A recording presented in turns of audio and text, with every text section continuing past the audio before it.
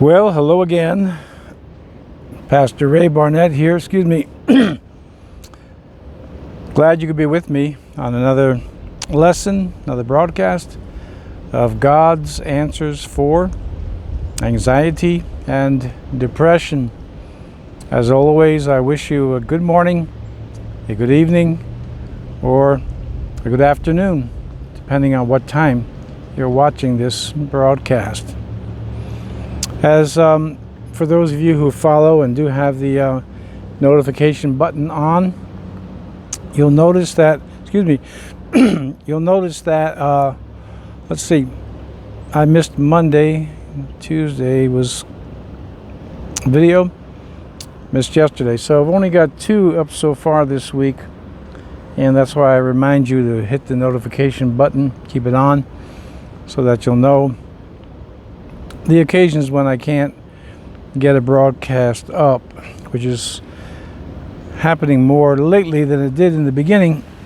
But life is, well, at least for me, life undulates. It goes up and it goes down.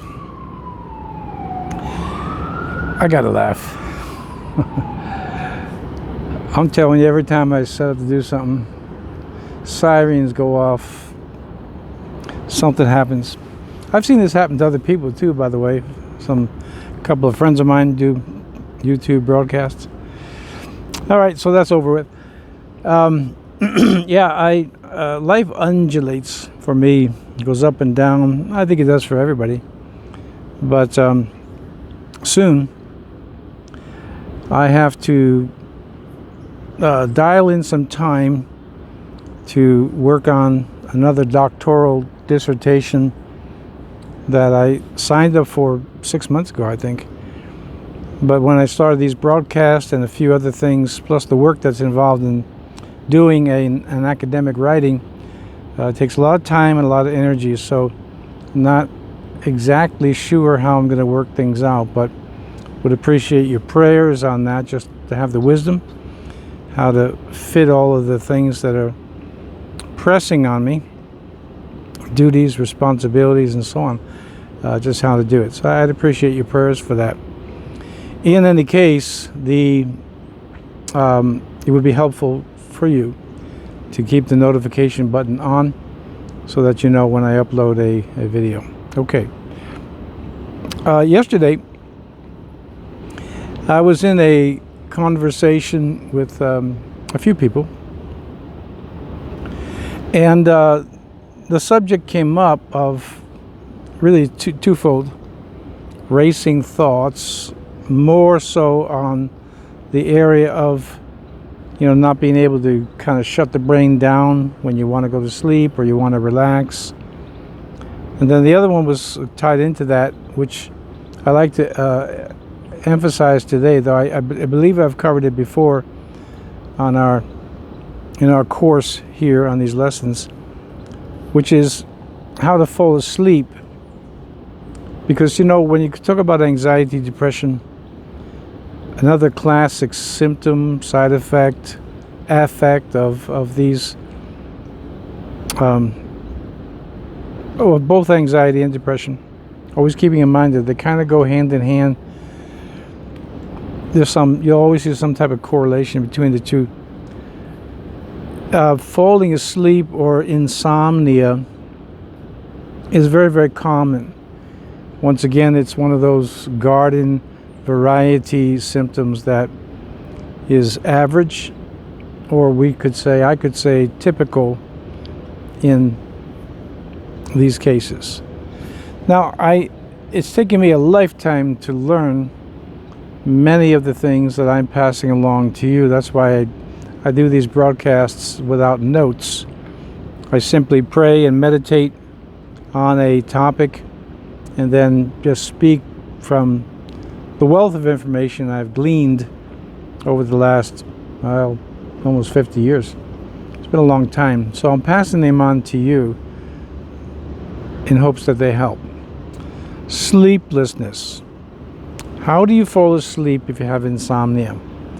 How do you fall asleep when there's a lot on your mind, when you can't shut the brain off? Or I should say, you seemingly can't shut the brain off, the thoughts. Well, that's what I want to share with you today, even though I'm fairly confident I have covered this topic before, but it may have been months ago. We've had many new subscribers and viewers since then, so I'll share with you again today. I learned a technique some years ago. Well, let me start with this first. In my life in particular, as a pastor, in the pastorate, it's a very busy life. Secondly, I have been my entire life devoted to study, to prayer. So when you put that on top of needs of people and situations that they have where they need the pastor, need a response, need time, whatever. And then in our case, my wife and I, we've had 5 children, and now we got a whole mess of grandchildren. Life has a tendency to be very busy. And certainly there have been many occasions in my life where I suffered from insomnia. I never did, as some people do, get up out of the bed and pace around or keep hitting the refrigerator or anything like that. But you toss and you turn, and by the time you finally get up out of bed in the morning, there is the feeling that you'll tell people, we've all told people, I didn't sleep at all last night. Now, the first thing that I'd like to say on that subject is that I won't say never, of course. I have had nights where I was up literally the whole night. But on most occasions, even when I felt I didn't sleep at all last night, you're always catching, well, I'll say minutes, but it's usually more than a few minutes. I mean, like an hour or so here or there, that you're just not aware of. What's really occupying your mind is the sleepless, restless periods in between. So first point would be that you're actually sleeping on those, quote, sleepless nights a little bit more than you're aware of. Number 2, one of the wonderful things about the human body, and there's many aspects that are just simply astonishing from my point of view, about how God has designed the body.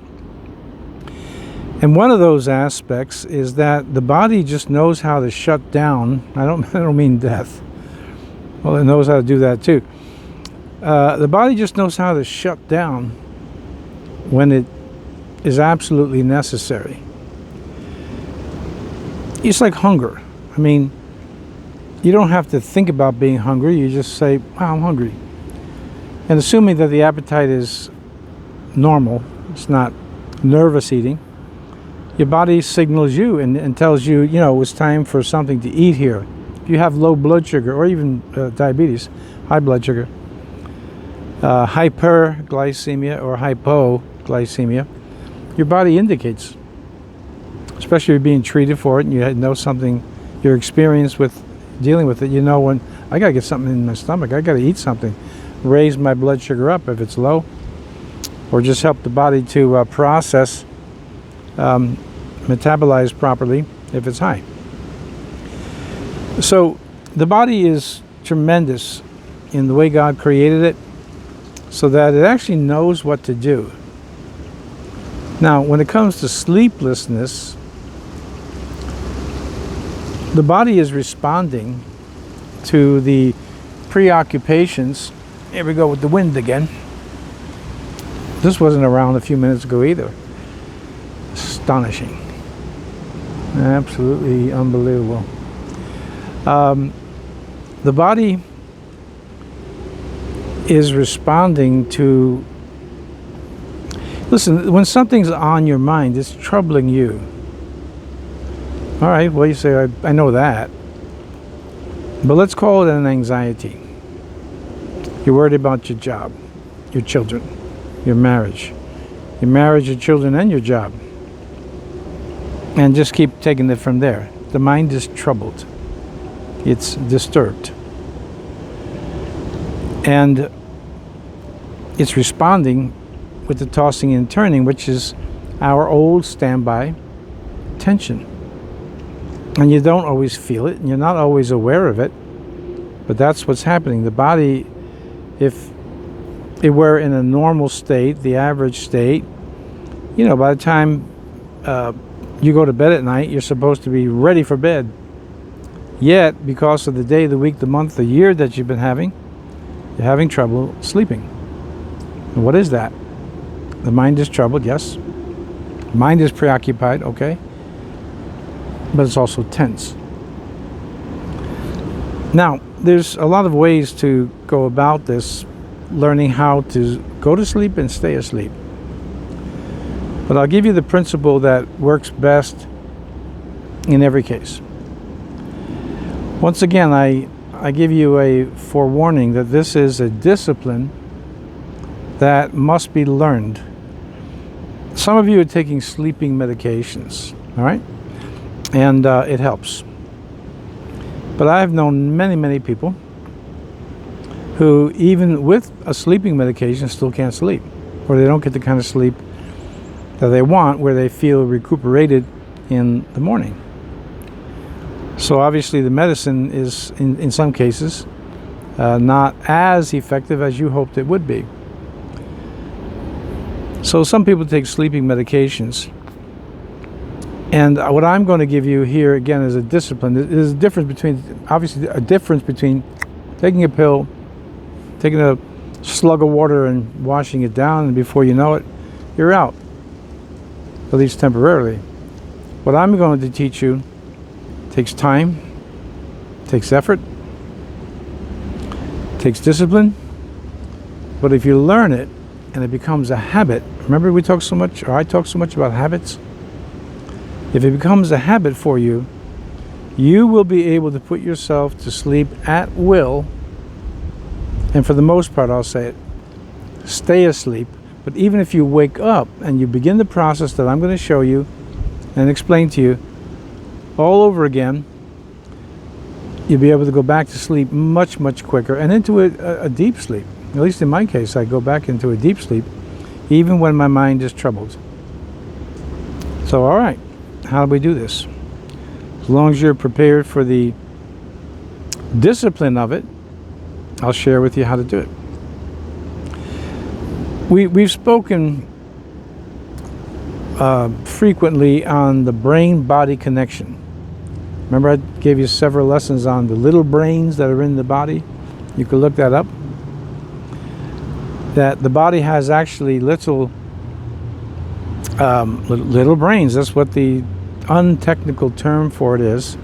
These neurological centers that are identical, maybe not 100% identical, but identical to the cerebral manager up here.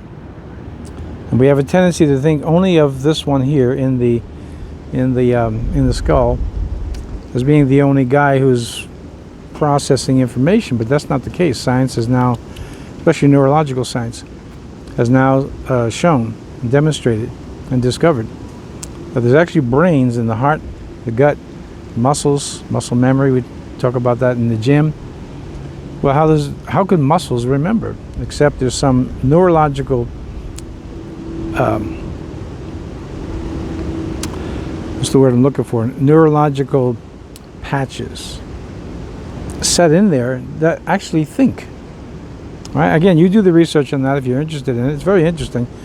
I actually bought the report that was done by the University of Montreal and read through it. It's very, very interesting. So, the brain and the body are connected, but it's not a one-way street.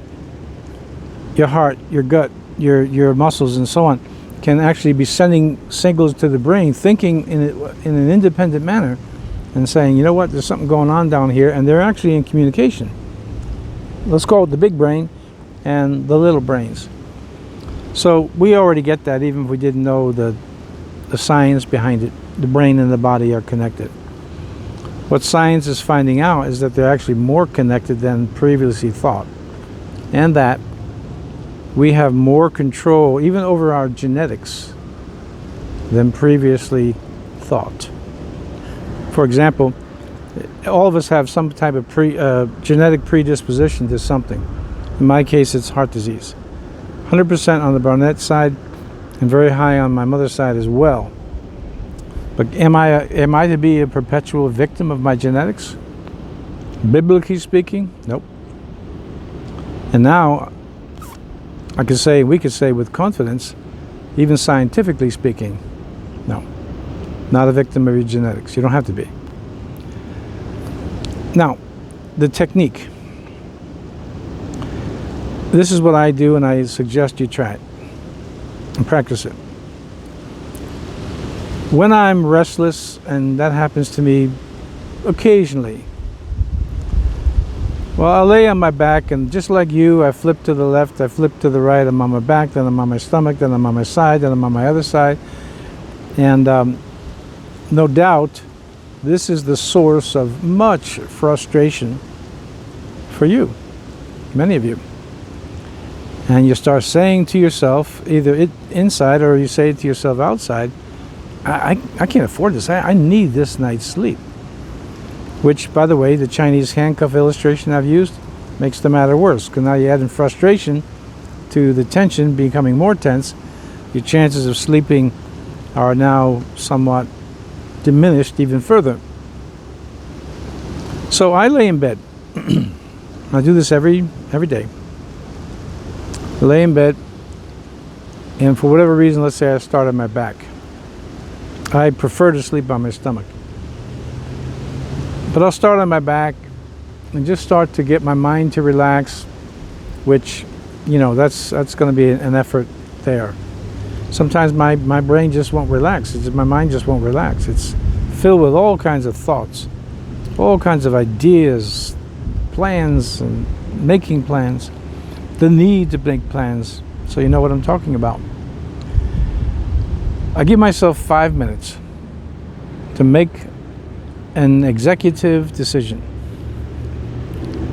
Am I going to sleep? Like I said, I prefer to sleep on my stomach, but not flat. It's kind of oblique on my stomach, half on my stomach to the right or half on my stomach to the left. That's how I sleep every night. And I'll give myself 5 minutes of, let's call it a grace period. Look at the clock, look at the watch. You have 5 minutes to decide here, left or right, where are you going to be, where are you going to go. And then, once I think tonight I'm just going to go on my right side. 5 minutes is up, decision has been made. Now, similar to what I shared with you before about motionless sitting, how it has a great effect, very positive effect on the nervous system. This is very similar. So now, let's say you're kind of in this position here, and you're set. Now is where the discipline comes in. Now you must command your muscles, right down to your fingers, your toes, your feet, your legs, everything. You command these muscles, do not move. Now, if you're very tense, what actually happens now is the body becomes more tense. So you'll feel that what I just told you is, I listened to Pastor Ray and it got worse. Well, remember that I told you at first it's going to actually increase the tension. Again, the body's going to want to move to release that tension. But that constant motion is a habit now. I'm a restless sleeper. When I'm in a deep sleep, I'm still always moving around, most times. But it doesn't matter if I'm deep asleep, who cares, right? But when you're awake and you're moving around, that habit must be stopped. And that's where the discipline, that's where the will comes in, and prayer. That's where you say, no, I've decided after 5 minutes, you can make it 10 minutes if you want. I've decided I'm staying on my right side. As a drummer, and I think almost every drummer I've ever known has a habit of always tapping their hands, hitting the side of their leg. I'm in my car. I'm on the dashboard. I'm on the wheel. Which one has a different sound? Drumming with my fingers. And I'd often play rudiments with my fingers on the pillow going to sleep. Can't do that. Everything must stop in the physical body. Now, the brain, the body's reacting by becoming a little more tense. The brain is saying, hey, this ain't working, and so on. But through an act of the will, overriding your thoughts, overriding the restlessness, overriding the tension, you command those muscles, do not move. And that's going to be the difficulty for you, is to learn a habit. We're beginning a habit here if you haven't done it before. Some of you have. You do not move those muscles at all. You don't give them an inch to move and sublimate that tension. What we're trying to do, accomplish, is to get the brain now, the body rather, to get the body now to send a signal back up to central management and say, hey, we're not moving down here. Maybe we should relax, or maybe I'll put it this way: the body is saying to the brain, I guess we're relaxed because we're not moving. And the brain, I'm making this up here, and the brain says, yeah, I guess so. No, I guess we could think about these things tomorrow, huh? And the body says, yeah, I guess so, because I'm not moving down here. All the while, you're in control. You're not moving anything. So as the communication between the body to the brain sends signals of rest and peace, which you're not conscious of that. This is going on a very deep level, neurologically, and I could say spiritually. The body is signaling to the brain, I guess we're not tense anymore. In my case, I am able actually to say to myself, hey, I'm falling asleep, because I could actually sense that I'm dreaming. And maybe it sounds foreign to you, but if you practice it long enough, you'll get the drift. Let me say this to you: if you're a driver, if you drive for a living, or if you've been on long trips, I had this only happen to me once, and that was a year ago in June. I was driving a long way,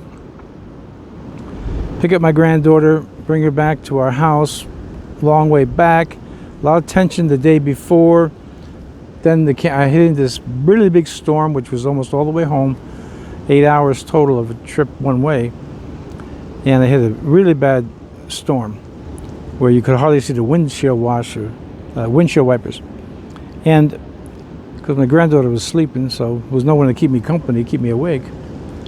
And for the very first time, I found myself sleeping with my eyes open.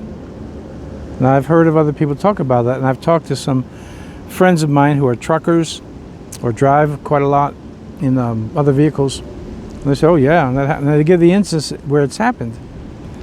It's never happened to me before. It was a very disconcerting feeling, to say the least, because I realize my eyes are wide open and I'm actually falling asleep with my eyes open. You know, the hypnotic effect of the windshield wipers and the rain falling down, and you couldn't see out the windows. It was raining so hard. Now, why am I bringing that up? Because the same principle is involved when you're falling asleep at night in your bed, or maybe you sleep in a chair. Falling asleep is the point. In time, you may be able to actually sense, wow, I'm going to sleep. But even if you're not, it doesn't matter, because if you look at your clock, let's say it's 11 p.m. I look at your watch and you say it's 11 p.m. And then the next thing you know, it's 6 a.m. 7 a.m. So, wow, I was sleeping. I fell asleep. Oh, you say, well, what if I wake up in the middle of the night and put the same principle back to work again? And this is especially difficult to do when there's something really troubling you, something very, heavy on the mind. But it must be done. Because what, again, I'm trying to accomplish is to build up a habit. So it's done every single night. No dissipation. Done every single night, regardless. And eventually, as the body is prone to do, it'll build a habit. So once you start to go into that mode with for me it's 5 minutes. You could have 10. You can do 15 if you want to. And once that time is up, the body and the brain both know that he's made up his mind. Guess we better go to sleep, because we do this every single night. And you'll find in time, not maybe the first night, maybe not even the first month, you've done it for 30 days, but little by little, as that habit is built up, you'll be able to put yourself asleep at will. Again, I'm cautioning you. Don't think this is going to work the first night. I'd be glad for you if it does, but I would also be surprised. Habits take time. All right. Maybe we'll continue this tomorrow, because it is a very big problem for a lot of people, but we'll see. I ask for your prayers, as I always pray for you, so I can stay with you here on this channel and do these broadcasts. But let me just pray for you right now. Father God, once again I come, pray for my friends, that they would be able to be delivered from all their oppressions and from all their fears and whatever else is troubling them and disturbing them. Deliver them, I pray, in Jesus' mighty and matchless name. Amen. Okay, so remember to subscribe to the channel if you're interested in these lessons that I'm teaching. It comes from a lot of years of experience. And hit the notification button, as I mentioned earlier, so that you'll know on the day I don't upload a video, because there's not going to be any email or any alert that I've done so. And of course you'll be alerted when I do. So if you're interested in staying with us on this broadcast for these lessons, please subscribe, and then also hit the notification button so that you know when I've uploaded a video. All right. Creek have been rising lately, that's for sure. But God willing, and the creek don't rise tomorrow, I hope to be with you again on another broadcast of God's answers for anxiety and depression. God bless you. Until tomorrow.